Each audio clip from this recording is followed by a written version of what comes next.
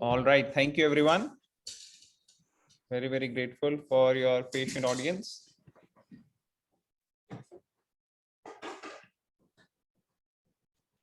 All right. Hare Krishna. Om Ajnanatimrandasya Jnananjana Shalakaya Chakshurunmilitamena Tasmai Shri Gurave Namaha. जय श्री कृष्ण चैतन्य प्रभु नित्यानंद श्री अद्वैत गदाधर श्रीवासदि गौर भक्तवृंदा हरे कृष्ण कृष्ण कृष्ण हरे हरे हरे राम राम राम हरे हरे। तो ये chapter है ध्यान योगा का 6 चैप्टर कर रहे हैं आज हम। और ये माइंड से रिलेटेड कई सारी बातें ऐसी पता लगेंगी हमें जो भगवत गीता हमें बताना चाह रही है। कितना चंचल है ये मन, है कि नहीं, और कैसे इसके साथ रहना, मतलब मन को अच्छे से कंट्रोल करके चलाना। क्योंकि मन जो है वो हमारा दोस्त भी है और दुश्मन भी है। तो कैसे उसको हम अपना अच्छा दोस्त बनाएं रादर देन दुश्मन। तो ऐसी कई सारी बातें यहाँ पे देखेंगे हम। और अलग तरीके से यहाँ पे जो कृष्णा ने 5th चैप्टर में चर्चा शुरू करी थी मेडिटेशन, ध्यान योग, अष्टांग योग के बारे में, उसके बारे में थोड़ा डिटेल डिस्कशन होगा। तो हम पहला श्लोका कर रहे हैं इसका आज। भगवद गीता चैप्टर 6 श्लोक 1। श्री भगवान वाचा श्री भगवान वाचा अनाश्रिता कर्म फलम कर्म फलम कार्यम कर्म करोति या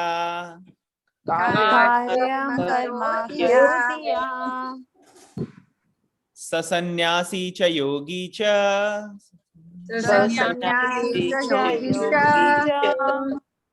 न निरग्निर्न चाक्रिया।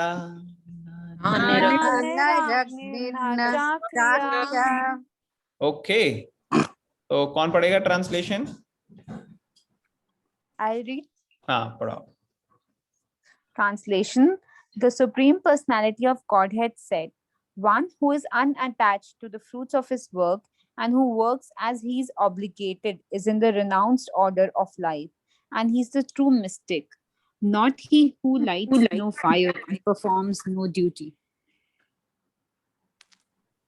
All right. हरे कृष्णा। हरि बोल।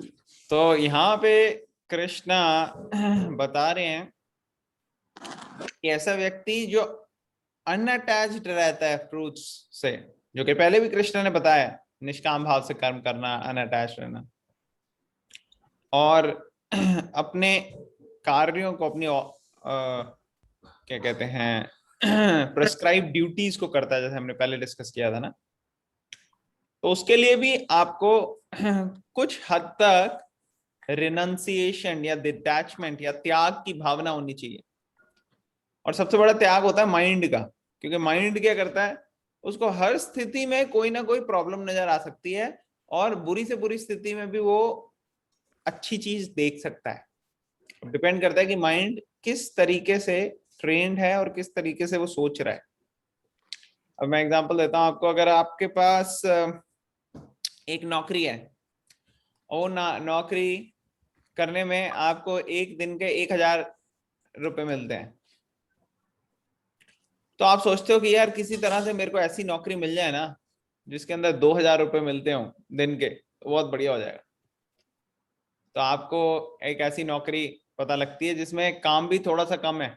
अभी मान लो आप अगर 60 घंटे हफ्ते में काम कर रहे हो, वो कह रहे हैं 50 घंटे का काम है ये, और हर रोज भी आपको कम काम करना पड़ेगा और पगार ज्यादा है, डबल है पहले से। तो इंसान सोचेगा अरे वाह यार, ये तो बड़ा अच्छा मेरे लिए, आगे काम भी कम, वो भी ज्यादा, और है भी मेरी फील्ड ही, तो आपको बड़ा अच्छा लगेगा। और फिर आपको कोई बताया अरे कोई व्यक्ति सेम काम कर रहा था, आपने तो अपनी जॉब 3 साल की साइन कर दी 2000 उसमें, लेकिन किसी कोई दूसरा व्यक्ति उसको सेम काम करने के लिए 4000 रुपए पर डे दे रहे हैं वो। तो आपको लगेगा अचानक, अरे ये क्या, आप बड़े दुखी हो जाओगे कि आपको लगेगा कि मेरे साथ तो चीटिंग हो गई, मेरे साथ तो कॉन्ट्रैक्ट साइन कर लिया 3 साल का और मेरे से डबल तनख्वाह मिल रही है किसी को सेम काम करने में। तो वही माइंड जो पहले बड़ा खुश हो रहा था कि अरे देखो मेरे को 1000 से 2000 रुपए की नौकरी मिल गई, अब वो परेशान हुआ कि देखो किसी और को 4000 की मिल रही है, सेम काम कर रहा है वो भी। तो माइंड का ये काम ही ऐसा है, माइंड जो है वो अपनी एक्सपेक्टेशंस जिस तरीके की बना लेता है, उस हिसाब से वो एक्सपेक्टेशंस को कोई मीट नहीं करता तो दुख हो जाता है, जब मीट कर लेता है तो बड़ा खुश हो जाता है। How many of you agree? कितने लोगों ने ऐसा महसूस किया है? Yes, that's true. होता है कि नहीं? तो ये माइंड के लिए भी थोड़ा सा हमें रिनाउंस होना पड़ता है, त्याग करना पड़ता है, तभी हम अपने कार्यों को भी कर सकते हैं। तो ऐसा व्यक्ति जो who works as he is obligated to work, ऐसा व्यक्ति भी रिनाउंस ऑर्डर में है। He is the true mystic, not he who lights no fire and performs no duty.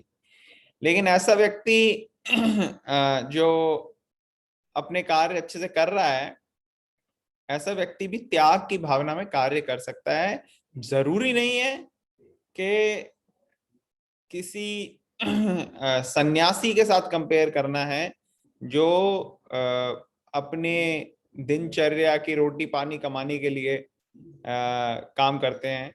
ऐसे लोगों को जरूरी नहीं है सबको सन्यासी बनना है, जो लोग अपना कार्य कर रहे हैं वो भी सही है।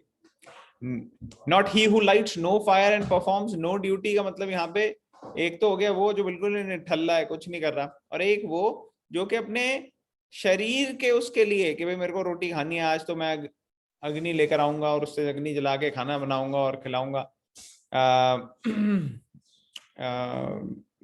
बेसिकली जो ऑर्डिनरी लोग होते हैं वो काम करते हैं, ऐसा काम छोड़ता है और हायर सेल्फ के लिए बढ़ता है, अकर्मा जो हमने डिस्कस किया था पिछले चैप्टर्स में, उस तरफ बढ़ता है। ऐसा व्यक्ति जो है वो बहुत एडवांस होता है। तो वो कह रहे हैं ऐसा नहीं है कि वही व्यक्ति जो इतना स्पिरिचुअली एडवांस्ड हो, वही व्यक्ति त्याग की भावना में, डिटैचमेंट की भावना में काम कर सकता है, ऐसा नहीं है, दूसरा व्यक्ति भी कर सकता है। तो हम पर्पट में और अच्छे से एक्सप्लेनेशन को समझेंगे और यहाँ देखेंगे, यहाँ ध्यान योगा की चर्चा है इस पूरे चैप्टर में, तो प्रभुपाद थोड़ा सा यहाँ पे एक्सप्लेन करेंगे, तो प्लीज हेयर वेरी अटेंटिवली। कौन रीड करेगा पहला पैराग्राफ पर्पट का? आप लोगों को सबको मेरी आवाज आ रही है ना?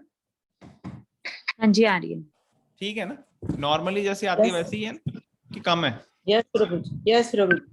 Okay great. Should I read? हाँ please. Purport. In this chapter, the Lord explains that the process of the eightfold yoga system is a means to control the mind and the senses. However, this is very difficult for people in general to perform, especially in the age of Kali. Although the eightfold yoga system is recommended in this chapter, the Lord emphasizes that the process of Karam Yoga or acting in Krishna consciousness is better. Everyone acts in this world to maintain his family and their paraphernalia, but no one is working without some self-interest, some personal gratification, be it concentrative or extended. The criteria of perfection is to act in Krishna consciousness and not with the view to enjoying the fruits of work. To act in Krishna consciousness is the duty of every living entity because all are constitutionally parts and parcels of the Supreme. The parts of the body work for the Hare satisfaction. Krishna sorry Hare to Krishna. Interrupt. Hare सब Krishna. लोगों को loudly आवाज आ रही है? मेरी नहीं बल्कि बाकियों की भी, लाइक इंदो आंटी की सबको अच्छे से आवाज आ रही है? हाँ जी प्रभु जी, आ हाँ रही जी, है। आ रही है, आ रही है। Okay great. थोड़ा सा मेरे को थोड़ा लो वॉल्यूम आ रहा है, but no problem, please continue. The criteria of perfection is to act in Krishna consciousness and not with the view to enjoying the fruits of work. To act in Krishna consciousness is the duty of every living entity because all are constitutionally parts and parcels of the Supreme. The parts of the body work for the satisfaction of the whole body. The limbs of the body do not act for self-satisfaction, but for the satisfaction of the complete whole. Similarly, the living entity who acts for satisfaction of the Supreme whole and not for personal satisfaction is the perfect sannyasi, the perfect yogi. The Okay. sannyasis. तो यहाँ पे stop करते हैं. Thank you aunty, thank you for reading. बहुत अच्छा. तो इस chapter में क्या एक्सप्लेन हो रहा है? जो हमने पिछले चैप्टर में अष्टांग योगा पढ़ा था ना, अष्ट अंग 8 फोल्ड योगा सिस्टम, उसका गोल क्या है? उसका मतलब ये है कि माइंड और सेंसेस को कंट्रोल करना. तो अलग अलग तरह के पोस्चर्स, अलग अलग तरह के सिटिंग पोजीशन, अलग अलग तरह के ब्रीदिंग एक्सरसाइजेस, ये सब यम नियम जो हमने देखा था, डूज एंड डोंट्स थे. तो ये सारे के सारे क्या करते हैं? ये माइंड और सेंसेस को कंट्रोल करने में मदद करते हैं. क्योंकि ये चीज कलयुग में करना जो है क्या कहते हैं, अष्टांग योगा के माध्यम से भगवान तक पहुंचना बड़ा मुश्किल है. वो इजी नहीं है. अभी हम देखेंगे कैसे वो बहुत मुश्किल है. अभी यहाँ पे कृष्णा एक्सप्लेन करेंगे. लेकिन वो माइंड और सेंसेस जो हैं उसको कंट्रोल करने की एक बड़ी पोटेंट विधि है. ठीक है. और दूसरा जो कर्म योगा की बात यहाँ पे कर रहे हैं, पहले भी चैप्टर्स में करी है, वो एक्टिव रह के, एक्शन करके, कार्य करके भगवान से जुड़ने की का प्रोसेस है. तो यहाँ पे क्या बोल रहे हैं Prabhupada? Everyone acts in this world to maintain his family and paraphernalia, but no one is working without some interest, self interest, some personal gratification, be it concentrated or extended. तो कोई इसका मतलब बता सकता है आप लोग में से? क्या मतलब हुआ इसका? कॉन्सेंट्रेटेड, एक्सटेंडेड, क्या है ये मतलब?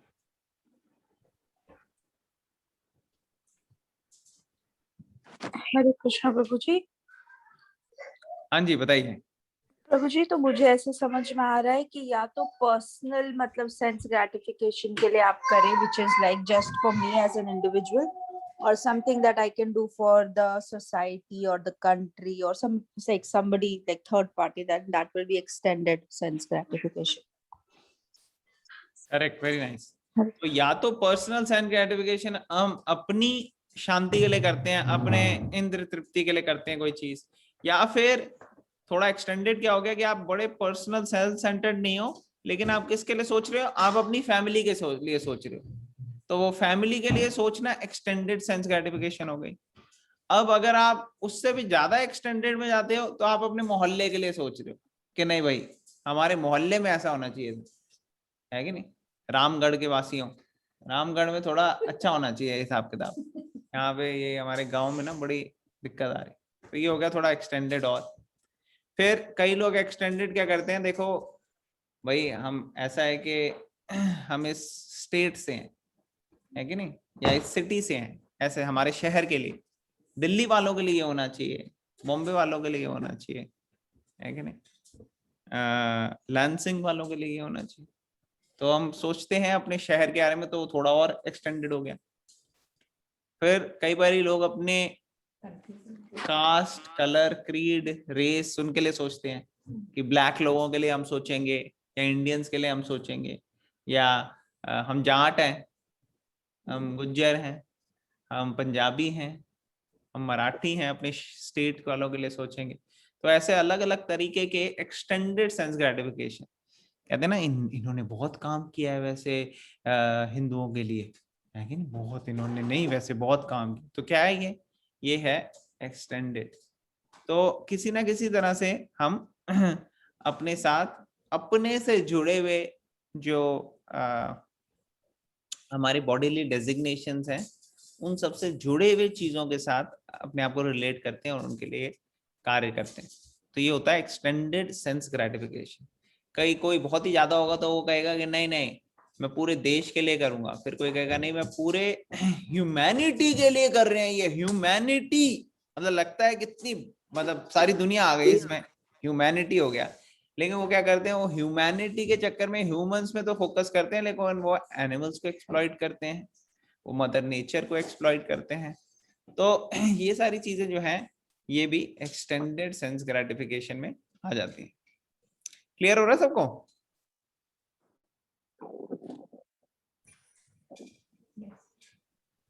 किसी को क्लियर तो नहीं हो गया कुछ? Yes, Prabhuji, clear है। हो रहा है थोड़ा थोड़ा? हो रहा है प्रभु जी, समझ आ रहा है।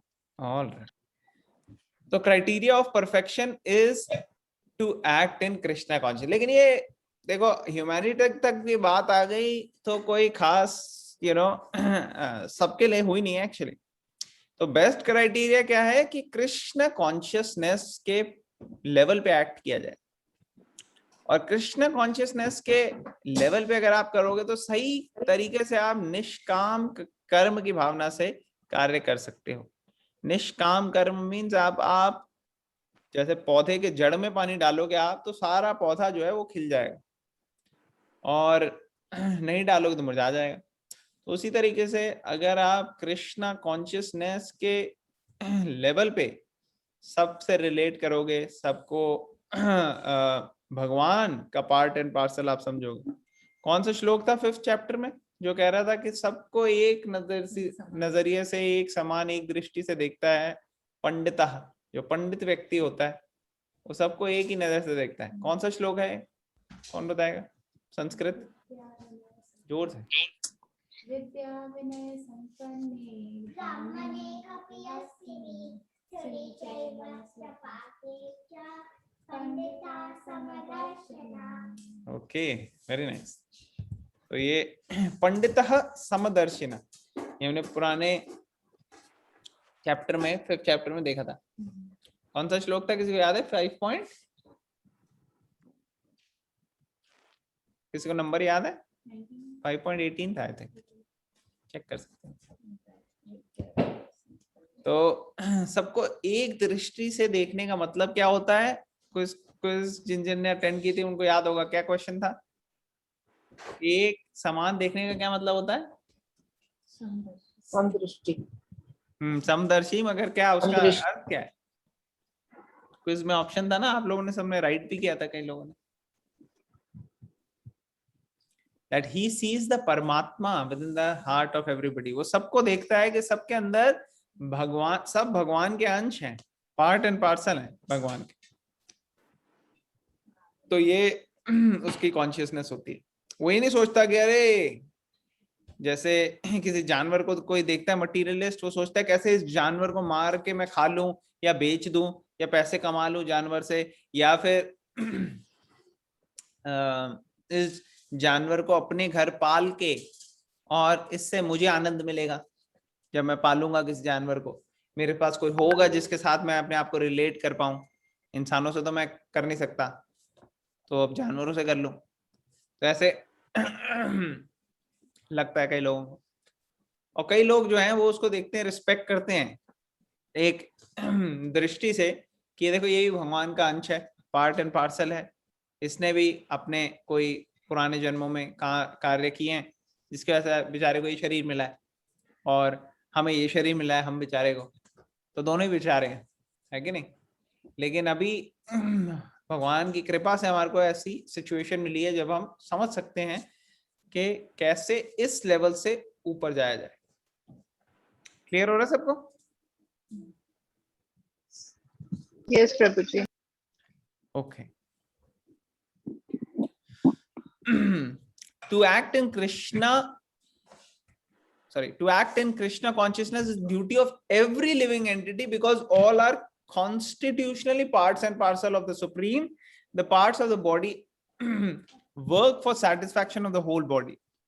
Limbs of the body do not act for self satisfaction but for the satisfaction of the complete whole. तो ये आपने बहुत बारी पहले भी डिस्कस किया है, देखा है, आप लोगों को पता है क्या कि सबके सब जो पार्ट्स हैं किसी एक पर्टिकुलर मशीन के, उनका फोकस ये होता है कि अपना काम करने पे फोकस होता है।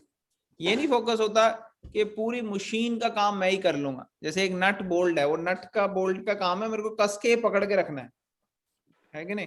एक छोटा सा इंस्ट्रूमेंट है कोई मशीन का, वो पूरी मशीन का काम नहीं कर सकता।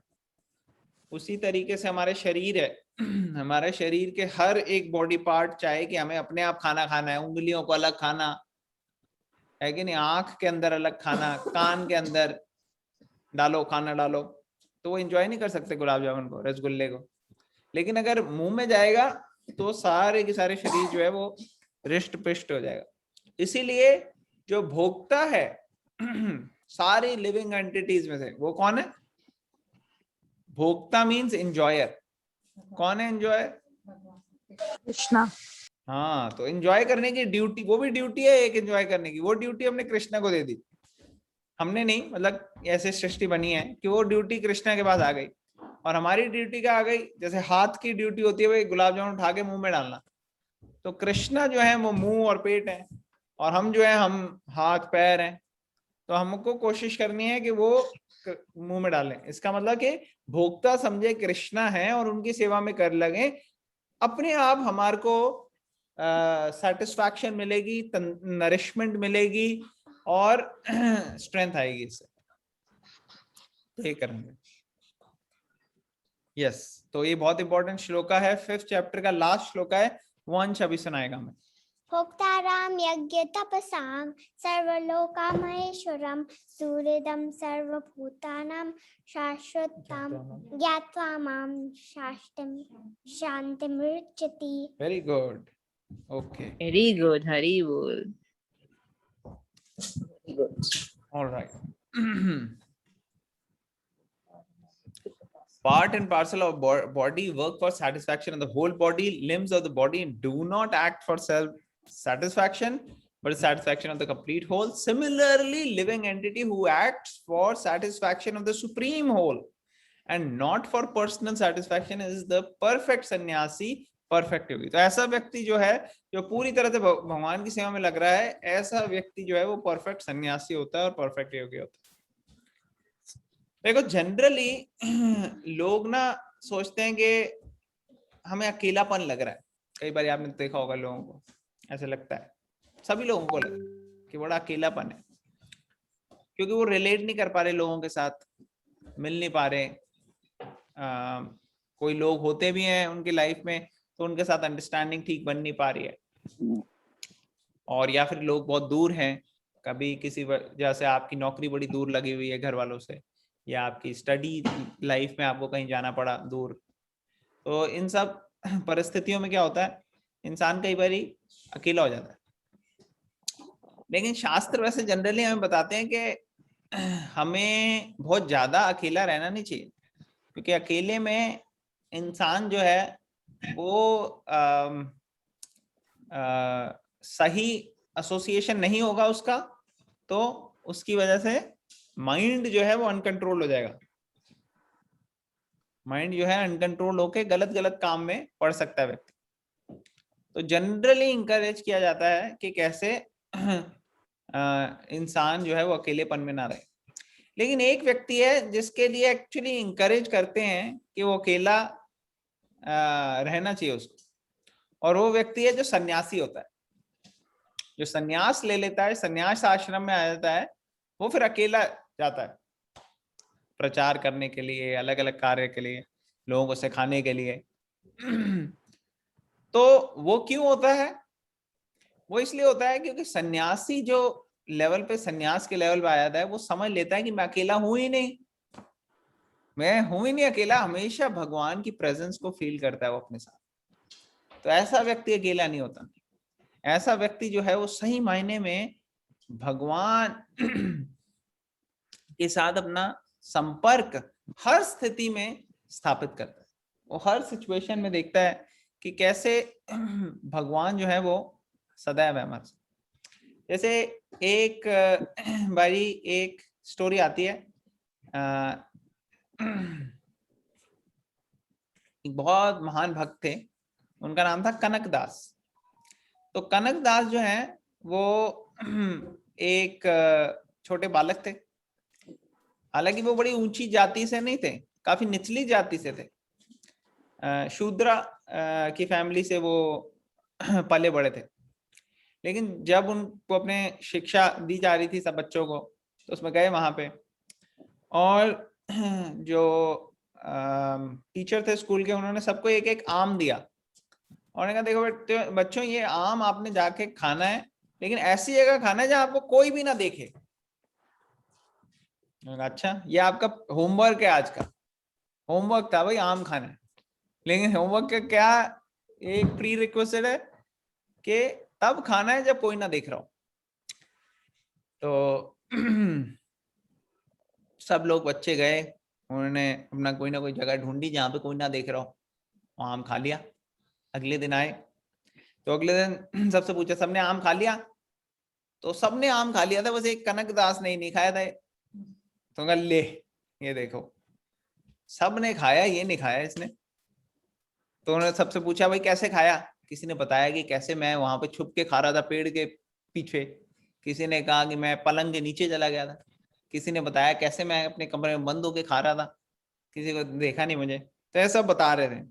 फिर इसका नंबर आया कनक दास, अरे बेटे आपने आम नहीं खाना खाया नहीं क्या? देखो मेरी इच्छा बहुत थी खाने की और मैंने कई बार प्रयास भी किया, लेकिन मैं जहां पे भी गया ना, मैं सोचा अब खाता हूँ, लेकिन फिर मेरे को याद आई आपकी बात कि आपने कहा था कि कोई देख ना रहा हो। और फिर मुझे हर वक्त भगवान का प्रेजेंस महसूस हो रहा था कि भगवान मुझे देख रहे हैं, तो इसलिए मैंने ये आम नहीं खाया। तो उस टेस्ट में, वो टेस्ट था एक्चुअली जो टीचर ने लिया था, और उस टेस्ट में सिर्फ कनक दास ही पास हुए।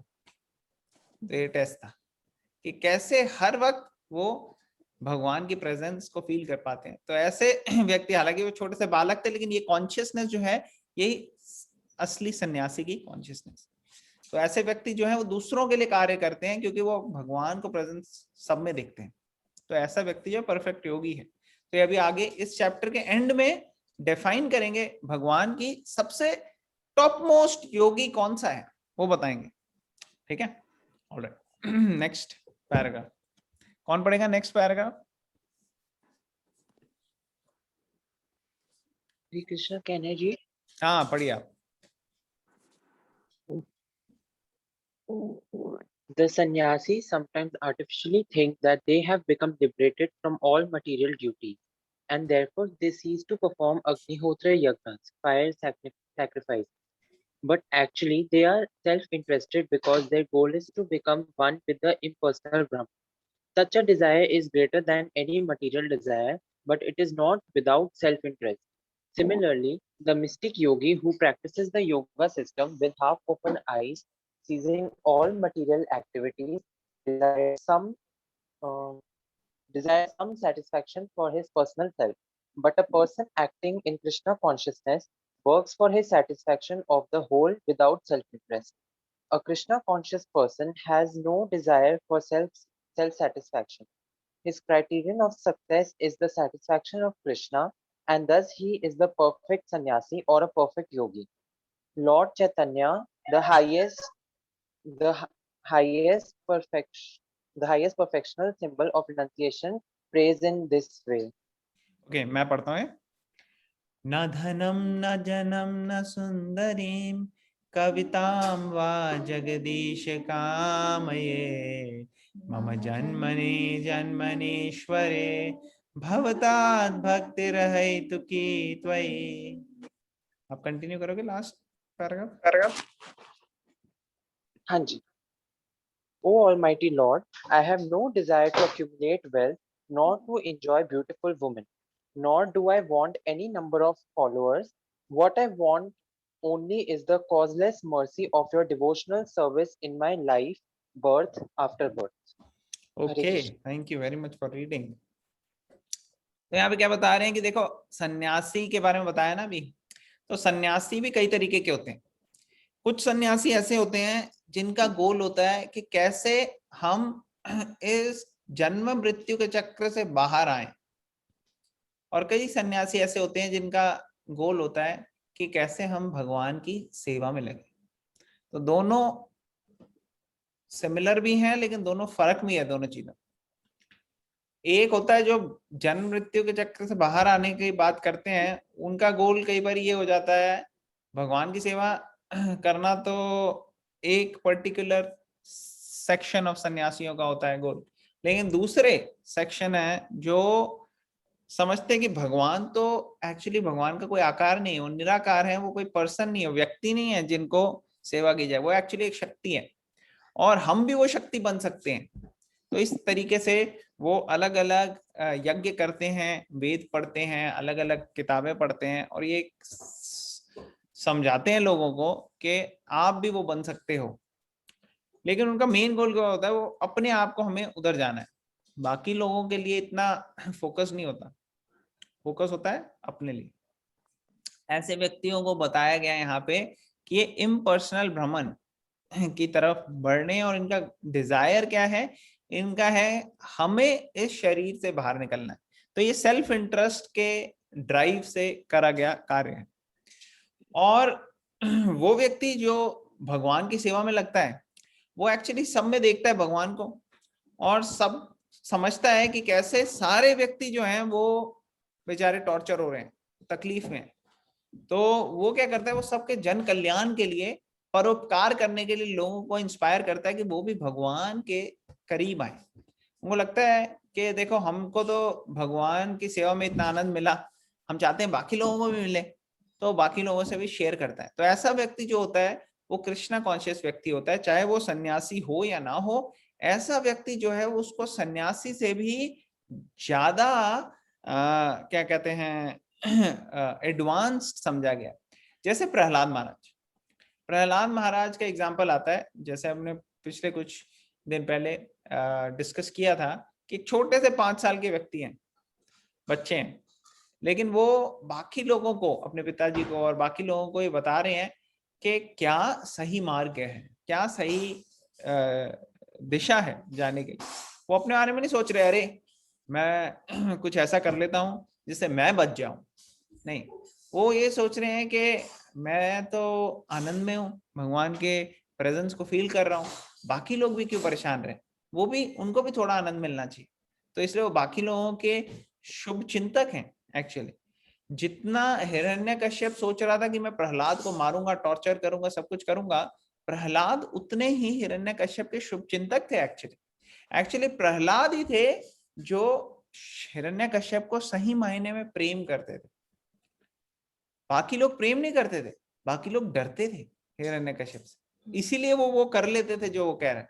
लेकिन प्रहलाद कई बार वो चीज नहीं करते थे जो उनके पिताजी कह रहे हैं। जैसे उनके पिताजी ने कहा कि आप भगवान की भक्ति करना छोड़ो, मेरी करो। तो ऐसे प्रहलाद महाराज ने क्यों नहीं किया, क्योंकि वो सही मायने में प्रेम करते थे हिरण्यकश्यप से। क्योंकि जो व्यक्ति पूर्ण रूप से भगवान से प्रेम करता है वो किसी से भी घृणा कर ही नहीं सकता, उसके मन में घृणा का भावना नहीं आती। दूसरे लोग उसको ना समझे, दूसरे लोग उसके तरह से गलत व्यवहार करें, लेकिन उससे उसको इतना ज्यादा फर्क नहीं पड़ता। जैसे प्रहलाद महाराज को कितना टॉर्चर करा हिरण्यकश्यप ने, मगर प्रहलाद महाराज को उससे फर्क नहीं पड़ा। प्रहलाद महाराज का एटीट्यूड जो था हिरण्यकश्यप की तरफ वो वैसा ही था, respectful but at the same time mercy compassionate. उनको दया की भावना आ रही थी कि इनके पास देखो बेचारे कितना सारी ब्रह्मांड की सारी संपत्ति इनके पास है, लेकिन शांति नहीं है, खुशी नहीं है, संतुष्टि नहीं है, कृष्ण प्रेम नहीं है। तो ये कितना बेचारे तड़प रहे हैं, और मेरे पास कुछ भी नहीं है लेकिन मेरे पास भगवान है। वो आप लोगों को याद होगा मूवी का डायलॉग है ना कि मेरे पास बंगला है, गाड़ी है, शोहरत है, दौलत है, तेरे पास क्या है? सामने कहता है बड़ा, मेरे पास माँ है। तो वही हुआ यहाँ है कि नहीं? तो जो कॉन्शियसनेस है एडवांस्ड व्यक्ति की वो कैसी होती है, वो ऐसी होती है जैसे यहाँ पे लिखा है, लॉर्ड चैतन्य महाप्रभु ने हमें बताया क्या है कि कोई इच्छाएं ना रखना भौतिक लेवल पे कि मुझे बहुत ज्यादा संपत्ति चाहिए, या मुझे ऑपोजिट सेक्स चाहिए जिसके साथ मैं एंजॉय कर सकूं, या मुझे बहुत सारे अपने अनुयायी चाहिए, फॉलोअर्स चाहिए, मुझे मोक्ष भी नहीं चाहिए। यहाँ पे लिखा है ना बर्थ आफ्टर बर्थ, तो अगर बर्थ आफ्टर बर्थ आ गया इसका मतलब मोक्ष की भी कोई कामना नहीं है। कई लोग तो बढ़ते ही इसके लिए कि भाई मैं मोक्ष चाहिए, मोक्ष चाहिए। लेकिन लॉर्ड चैतन्य महाप्रभु वो क्या कह रहे हैं, हमारे को अगर दोबारा दोबारा आप जन्म भी देते हो, आपकी जो इच्छा है हम वो करेंगे, आपकी सेवा में लगेंगे, ठीक ना। I want only your causeless mercy. आप सोचो कोई आपके पास आए और वो व्यक्ति कहे कि मैं आपकी क्या सेवा कर सकता हूँ। आपने उनको कोई फेवर बोला कि हाँ जाओ भाई ये करके ले आओ, तो जब वो करके आया तो आपने पूछा हाँ जी कितने पैसे हुए इसके। उन्होंने कहा पैसे तो यही है कि अब आप मुझे और बताओ क्या मैं और सेवा करूं आपकी।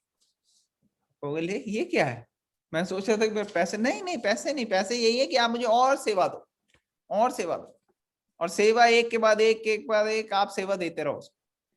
ऐसा जो व्यक्ति है, सोचो जो सेवा कर रहा है और जो सेवा जिसकी हो रही है, उन दोनों में कैसा रिलेशनशिप होगा। जिसकी सेवा हो रही है वो एक तरह से ऋणी बन जाएगा सामने वाले के, होगा कि नहीं। जो जिसकी सेवा होती जा रही है वो ऋणी बन जाएगा ऐसे व्यक्ति के जो सेवा कर रहा है, होगा कि नहीं। क्या कहते हाँ जी हो प्रभु जी, हाँ जी प्रभु। तो अगर भौतिक लेवल में, मटेरियल लेवल में कोई ऋणी बन जाता है, तो स्पिरिचुअल लेवल में जो भगवान है, जो साक्षात कभी भी नहीं भूलते किसी का भी फेवर, और जो एक पर्सन है जो अपने आप में पूर्ण रूप से आत्माराम है, संतुष्ट है, एडवांस है, ऐसे पूर्ण जो भगवान है वो भी जब सेवा करते हैं हम, तो अपने आप को बहुत छोटा और ऋणी अपने भक्त का जो है अधीन हो जाते हैं भगवान। तो इसीलिए जब गोपीज, वृंदावन के गोपीज और ऐसे डिवोटीज, प्रहलाद महाराज, ऐसे जब भक्ति करते हैं ये लोग, तो भगवान को ऐसा लगता है कि अरे मैं तो इनका ऋणी हो गया हूं, अब मैं इनको क्या दूं। ऐसी कोई भी चीज नहीं है जिससे मैं पूरी दुनिया की संपत्ति भी ले लूं एक तरफ, तो भी जो इनका प्रेम है मेरे लिए उसका कंपैरिजन नहीं हो सकता। तो ये है भगवान का भाव। और ये चीज लोगों को, आम लोगों को पता थोड़ी चलती है।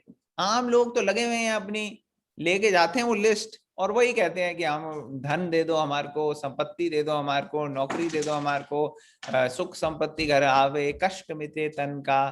तो वो इसी में चले जाते हैं बेचारे। उनको ये नहीं पता कि अरे इससे बहुत हाई चीज भगवान देने के लिए तैयार हैं।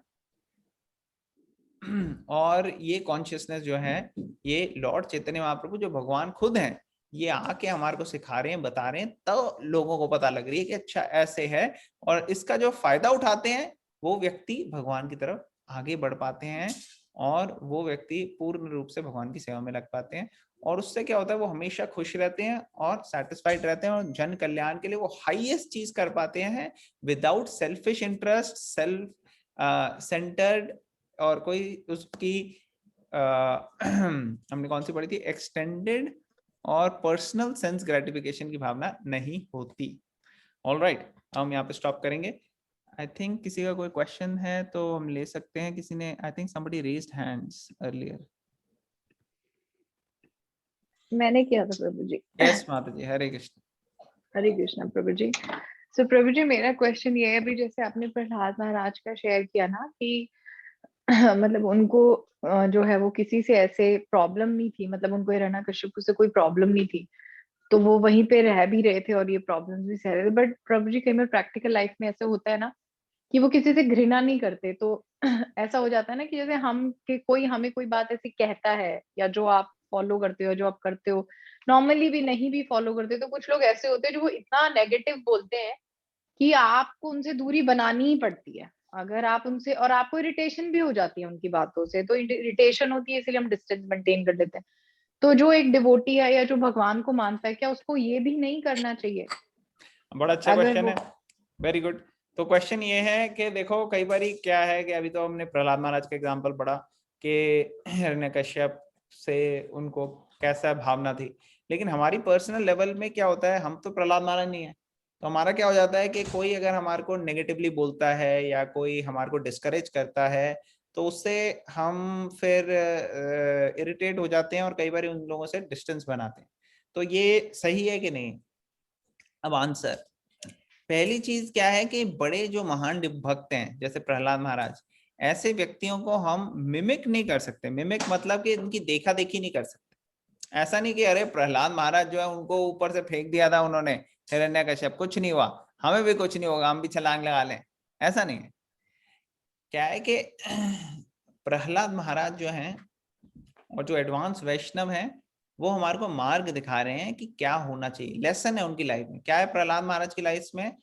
Unflinching faith in the Lord with fearlessness, अभय, बिल्कुल फियरलेस होके भगवान के ऊपर पूरी तरह से समर्पित होना, डिपेंडेंट होना। और इसको हमारी लाइफ में कई बार अलग तरीके से हमें अप्लाई करना पड़े।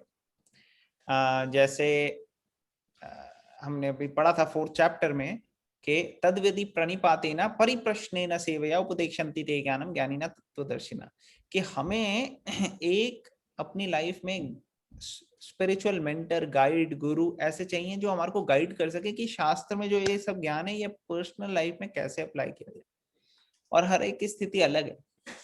तो सबसे बड़ी बात अभी coming to the important question कि हमें क्या करना चाहिए जब कोई हमें डिस्करेज करे।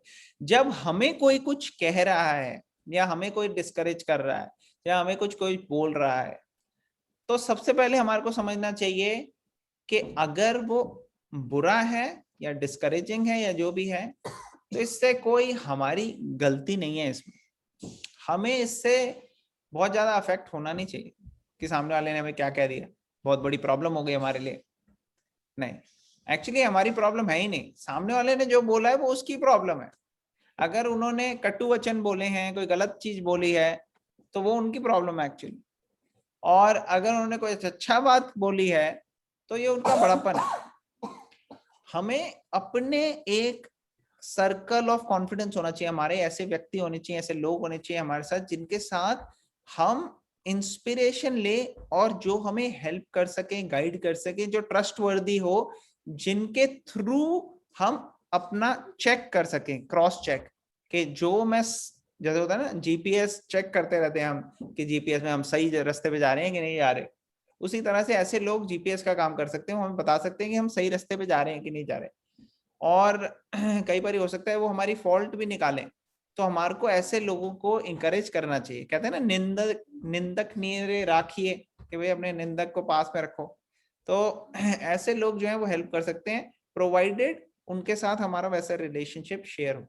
कई व्यक्ति जो हैं वो आपको हर चीज में टांग खींचेंगे। आप लोगों ने स्टोरी सुनी हुई है कि एक बारी एक पिताजी और बच्चा, टीनेज लड़का है, टीनेजर, और उनके पिताजी हैं, दोनों चल रहे हैं, गधा भी साथ में है, तीनों चल रहे हैं। एक गांव से गुजरते हैं, गांव वाले सारे देख के हंस रहे हैं, कहते हैं देखो समझ में नहीं आ रहा, लग रहा है 3 गधे जा रहे हैं। 3 गधे? हाँ, वो देखो एक गधा साथ में है और 2 लड़के हैं, ये नहीं कि वो उसके ऊपर बैठ जाए, साथ साथ चलते आ रहे हैं उसी गधे की तरह। तो उन्होंने कहा हाँ वैसे बात तो सही है यार, हमारे को फायदा उठाना चाहिए। तो दोनों बैठ गए गधे के ऊपर, आगे गए अगले गांव में, है कितने कठोर लोग हैं, देखो जानवरों का आजकल कैसा जमाना आ गया, कलयुग, एक्सप्लॉइट करते हैं। वो नन्ना सा बेचारा गधा है और उसके ऊपर दोनों बैठ गए हैं तंदुरुस्त लोग, कितना बुरा है। तो उन्होंने कहा देखो ऐसे हमें क्या करना चाहिए, एक व्यक्ति को उतर जाना चाहिए। तो पिताजी उतर गए कि बच्चा बैठेगा। तो नेक्स्ट गांव में गए, उन्होंने कहा देखो हट्टा कट्टा बच्चा खुद तो बैठ गया ऊपर और बूढ़ा बाप बेचारा साइड में चल रहा है, कितना मतलब गलत हिसाब है। तो बच्चे को लगा कि नहीं देखो ऐसे नहीं। मैंने कहा पिताजी अब आप बैठिए, मैं नहीं। तो पिताजी इंसिस्ट करते हुए फिर वो बैठ गए। फिर नेक्स्ट गांव में गए, वो देखो वो कहेंगे छोटा बच्चा बेचारा साइड पे चल रहा है और ये जवान बाप ऊपर बैठ गया गधे पे। तो जहां पे भी जाएंगे लोग तो कहीं ना कुछ कहेंगे। हमें इंट्रोस्पेक्ट लोगों के हिसाब से नहीं करना, हमें देखना है कि क्या सही है और शास्त्र क्या बता रहे हैं, हमारे स्क्रिप्चर्स क्या बता रहे हैं, हमारे जो वेल विशर्स हैं, जो सही मायने में हमारे फ्रेंड्स हैं, सुहृद हैं, वो लोग क्या हमारे को गाइड कर रहे हैं, हमारे मेंटर्स, स्पिरिचुअल मेंटर्स गाइड वो क्या कह रहे हैं। तो इस तरीके से जब हम चलते हैं तो हम बड़े सेफ रहते हैं। और फिर भगवान से पर्सनल प्रार्थना करनी बहुत जरूरी है, चैंटिंग करना इसलिए बहुत पावरफुल होता है। और हम चैंटिंग के दौरान प्रार्थना करें भगवान से, ठीक है। तो कई बार ऐसा होगा, ऐसे लोगों को अवॉइड करना जरूरी है, क्योंकि ऐसे लोगों को अगर हम रिस्पेक्टफुली डिस्टेंस मेंटेन करके अवॉइड करेंगे तो ये बहुत अच्छा है हमारी स्पिरिचुअल लाइफ के लिए। इससे क्या होता है, मिसअंडरस्टैंडिंग्स नहीं होती, अपराध नहीं होते। अदरवाइज हम किसी को कुछ इरिटेट होकर बोल दें तो उसमें ज्यादा प्रॉब्लम हो सकती है। तो रिलेशनशिप कई बार बहुत अच्छे रहते हैं जब थोड़े दूर के रिश्ते हों। कई बार आप देखोगे दूर से लोग फोन पे बात करते हैं, कितना प्यार, आंखों में आंसू आते हैं, और भाई अगर वो साथ रह रहे हो तो 3-4 दिन के बाद एक दूसरे की शक्ल नहीं देखेंगे, क्योंकि वो एडजस्ट नहीं कर सकते, एक दूसरे की चीजें अच्छी नहीं लगती। तो ये जो है ये नेचर हो जाती है ह्यूमन, ह्यूमन लाइफ की। Does it answer your question माता जी? यस प्रभु जी, वो एक्चुअली जो लास्ट में आपने बोला ना कि आपको रिस्पेक्टफुली डिस्टेंस मेंटेन करना चाहिए, that actually answered my question. हाँ एग्जैक्टली। तो कई बार वो रिस्पेक्टफुल डिस्टेंस मेंटेन करना is the best way to respect them. Equal तरीके से सबको देखने का ये मतलब नहीं है सबको एक तरह से बिहेव करना, कि भाई शेर भी आएगा तो उसको भी मैं गले मिलूंगा, क्यों? क्योंकि ये मेरा बच्चा आया था तो मैंने उसको गले मिला था, मैं शेर को नहीं मिलूंगा। कितनी गलत बात हो जाएगी, कितनी डिसरिस्पेक्ट हो जाएगी, एक नजर से नहीं देखेंगे। तो ऐसा नहीं, हमें सबके साथ एक तरीके से बिहेव नहीं करना, हमें डिस्क्रिमिनेट करना है कि क्या सही है क्या गलत है, लेकिन रिस्पेक्ट सबको करना है। हम जैसे अपने बच्चों का ध्यान रख रहे हैं वैसे शेर और बाकी जो लिविंग एंटिटीज है उनको भी हम हानि नहीं पहुंचाएंगे, उनके लिए भी हम ये रखेंगे कि आप अपने जो इकोसिस्टम है आप उसमें सेटिस्फाइड रहो, हम इसमें सेटिस्फाइड रहेंगे। तो ये उसके लिए रिस्पेक्ट है देना। हम अननेसेसरीली जानवरों को तंग ना करें, टॉर्चर ना करें, तो ये सब वेज होते हैं। ऑल राइट, और किसी का कोई क्वेश्चन, कमेंट या कोई पॉइंट है तो हम ले सकते हैं। ओके, तो अब हम यहाँ पे स्टॉप करते हैं। Thank you very much. Sorry आज थोड़ा सा डिले हो गया स्टार्ट होने में, बट होपफुली these gadgets ये प्रॉब्लम नहीं करेंगे आने वाले दिनों में, and you should be able to continue. Bhagavad Gita की जय, श्री प्रभुपाद की जय। 11 टाइम्स चैंटिंग करेंगे हरे कृष्णा महामंत्र की बिफोर वी एंड।